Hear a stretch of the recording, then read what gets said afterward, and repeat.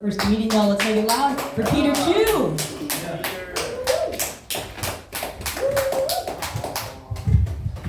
All right, let me try a brand new joke. I shot my buddy a couple days ago on accident. He was like, "Dude, you shot me right in the butt." I was like, "Are you sure?" He's like, "I'm dead ass." What do you call fake lasagna? Impasta. Yeah, that's actually a ChatGPT joke. So we're going to be out of a job soon. Yeah, I read the story about this lady, this trans lady. She changed her mind, she wanted to get her penis reattached. I was like, man, this lady's ridiculous. Rules are kind of like penises. Sometimes it can be bent. When you're talking about sex, kind of like talking about having sex, like same as talking about having a meal, right? Like there's a first course, main course, and intercourse. LA is a lot like New York in that it's a international city, right? But unlike New York, LA is like all spread out and like compartmentalized and shit. Yeah, over here, like all the white people are like here, all the black people are like here, and all the Mexicans are like here. When I try to go to sleep, I like to think about to help me go to sleep, I imagine that I'm like a little tiny submarine, right? And I'm like on a secret mission to like locate and destroy the enemy aircraft carrier, right? So I'm like going deep underwater, like I see whales, and like a giant merman with holding a trident and shit. And when I get my morning boner, I'm like, up Periscope. Asian people, we love Jewish people, right? We're like, Sensei, please teach us. But they don't like us too much, right? And I think I know why. It's because of our eyes. It's because if you look, it's not that my eyes are small or slanted. It's that we have an extra layer of skin over our eyelids. It's basically like a foreskin. And you know how Jewish people feel about foreskins. What did the Australian chess players say to the waiter? Checkmate.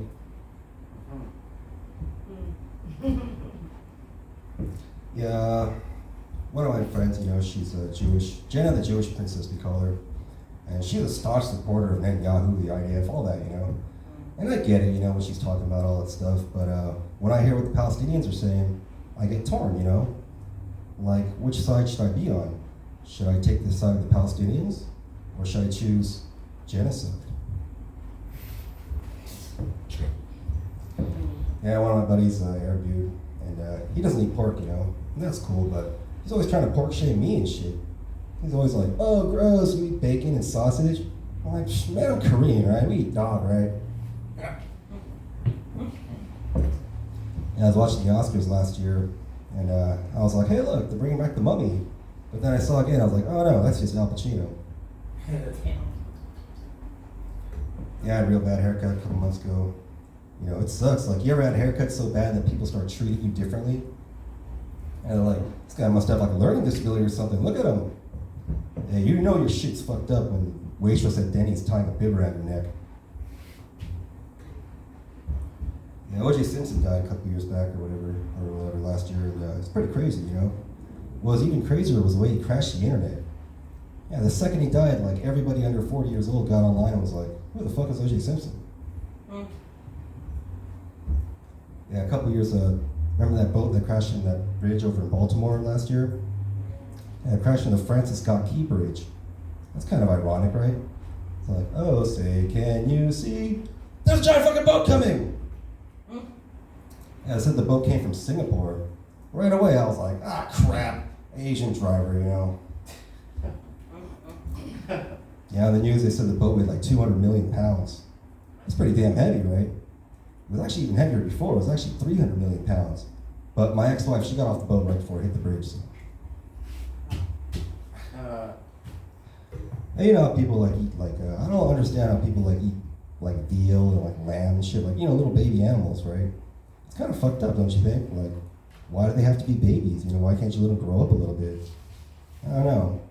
So I know in Korea, we only eat adult dogs. Yeah, if you don't know how to use chopsticks, you should probably learn, right? Because when us Asian people, when we see you fumbling around with your chopsticks and shit, we lose all respect for you. Yeah, we're like, so you don't know how to eat? Let's just be friends then. Yeah, I used to love fishing, you know, when I was a kid. But that's only because when I was a kid, I used to actually catch fish and shit. And now, fucking, for the past 20 years, I haven't caught shit. I'm just sitting there in the fucking sun, just getting skin cancer nowadays. People come by, you catch anything? Yeah, melanoma. Yeah, you know, they say elephant never forgets. And that's true. Until it's their turn to take out the fucking trash. Yeah, you ever played doctor when you were a kid? Yeah, when I was in kindergarten, I was playing doctor with one of my classmates. It was a lot of fun until she started playing proctologist. Let me tell you a story. I got a lot of time here. And I'll tell you something. I saw real life cowboys, right? If you've ever seen real life cowboys, they're pretty impressive, right? This happened when I was driving through Nebraska, and it was during the winter time. And so I wanted to get off and just kind of look around, right? So I got off the freeway. And right when I did that, I was like, oh shit, this was a huge mistake, right? Because right in front of me was like this wall of cows, right? Like 50 of them, you know? And they're coming right at me, right? So I stopped my car, I'm like, oh shit, like what should I do now? You know, should I back up or something, right? But then all of a sudden the cows, they start partying, right? And I could see why. It's because these two guys are riding up on horses, you know? And they're going, yeah, they're whipping the cows, you know, yeah, right? And so they're partying the cows, they're doing that for me, right? So you know, I'm driving past them and shit, and I'm looking at these two guys and shit, and they're awesome, dude. They're fucking huge, you know, they're like at least 6'3" or something, like 230 pounds or so. One was like a little older, maybe in his 30s, and the other was younger in his 20s, you know, and they both had like guns on their belts and shit. I'm looking at these guys like, man, these guys are fucking badass, you know, because I was in the army, right? So I've seen tough people. These motherfuckers are tough as nails and shit. I was like, holy crap, man, look at these fucking guys. And then I jerked off and went on my way. All right, I'll tell you a joke. Here's an old army joke. Or no, this is an old joke, all right? This guy, right, he's at this business trip, right? It's foreign land, you know, far away. And he goes to this ancient artifact shop. And he goes there, you know, he knows what he's there for, it's a specific item. And then he finds this, you know, he's like, yes, you know, this is it, right? So you gotta sell it to me, right? And then the guy's like, no, I can't, right? It's like, it's too powerful, right? He's like, come on, you know, I'll give you $1 million, right? And the guy's like, all right, fuck it, whatever. So the guy takes it home, and he shows it to his wife. And she's like, what's this, right? And he's like, look, it's the voodoo dick, right? And she's like, what the hell is that, right? And he's like, watch, check this out. Voodoo dick, the dog's ass, right? So voodoo dick pops out and starts fucking the dog's ass, right? And she's like, what the hell? And he's like, yeah, look, voodoo dick, the box, right? And so pops out, dog's ass, jumps back in the box, right? So, you know, he's like, yeah, you can use this whenever I'm like on another business trip or whatever. And she's like, I'm not gonna use that, whatever, gross. So he's like, whatever. Anyway, a couple months goes by, and then he's on another business trip, right? For a long time this time. And so after a while, she starts thinking, oh, what about that voodoo dick thing, right? So she's like, all right, voodoo dick, my vagina, right? And so jumps out of the box, starts banging her vagina, right?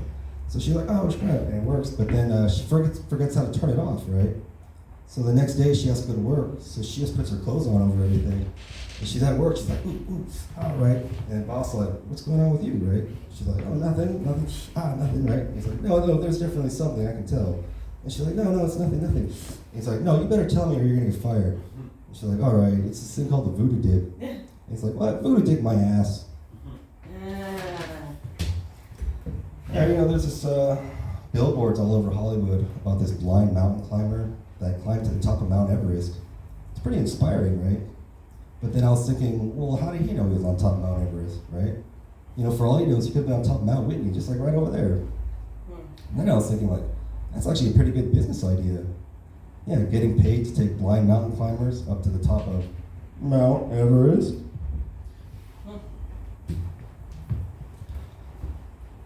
Yeah, you know, Gary Coleman, right?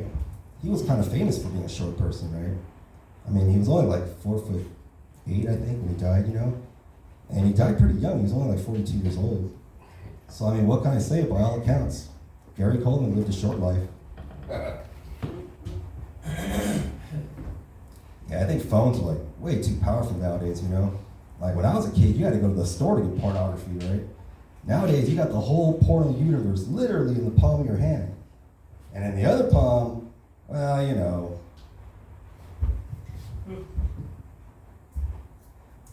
Yeah, you know they say ignorance is bliss.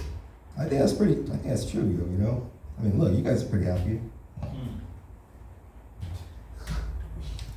Yeah, they say a bobcat's mating call sounds like a woman screaming. Oh shit. Yeah, so I guess my neighbor has a horny bobcat. Yeah, now I'm getting older, I'm thinking about how I'd like to die, you know? And I know exactly how I'd like to die, right? While having sex. Yeah, that'd be great, you know? I want to leave this world with a smile and a heart on. And it might be hard closing that coffin. And I want everyone at my funeral to know that I lived life to the fullest and I went out with a bang.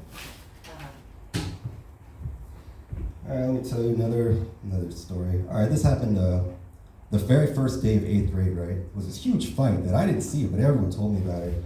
Right, and it involves this guy, this little 7th grader who I'd never heard of, named Viet, and Chago, right, the 8th grader. And everyone knew Chago was, right? He was like this Mexican gangster kid, right? He had a shaved head. And the rumor was like his brother was like this gang leader, right?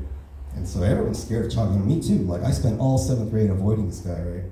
Anyway, very first day of 8th grade, him and this guy Viet in a fight. And right away, Viet gets this weird kung fu stance, right, like this, right? And everyone starts laughing, you know, because they think he's fucking around. But he's not, right? He's like, come on, right? So Chago's like, all right, motherfucker. And so Viet, he just starts throwing all these little kicks and punches and shit, all these little quick little hits, right? And he starts winning, right? And so Chago's got these two guys with him, right? They're like, fuck this, right? They jump in, and Viet just starts fighting all three of them, right? He's like, oh, like super fast, right? And everyone said that it looked like they were moving in slow motion. And Viet was just like jumping around, spinning and shit. And then after a while, Chago, he's like, fuck this. And he goes to his backpack and he gets his two sharpened pencils, right? He's like, I'm gonna fucking stab you, right? And so Viet, he just starts kicking at the pencils and he breaks both of them. And then he just starts kicking everyone, like, yeah! And they're like, oh shit, and they all just run away and shit. And everyone just all stunned and shit, like, what the fuck? And then they just start clapping and shit. Yeah, I saw one of those guys the next morning, and he was fucking like limping around and shit. And fucking, that was crazy. And like after that fight, like everyone in my school started taking martial arts. And after that fight, everyone stopped using pencils.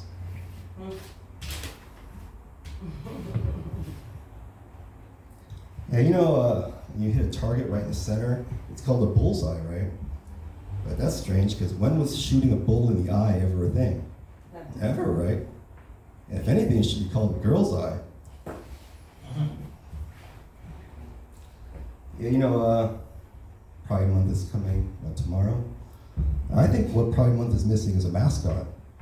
And I have the perfect one, right? The flamingo. Right? They're pink, you know, they love to dance.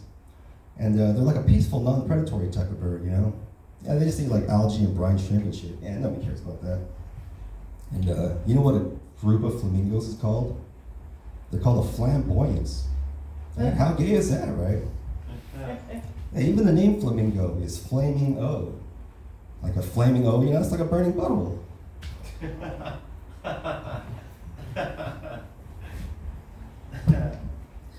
Yeah, I noticed a lot of anti-gay cultures are actually quite gay.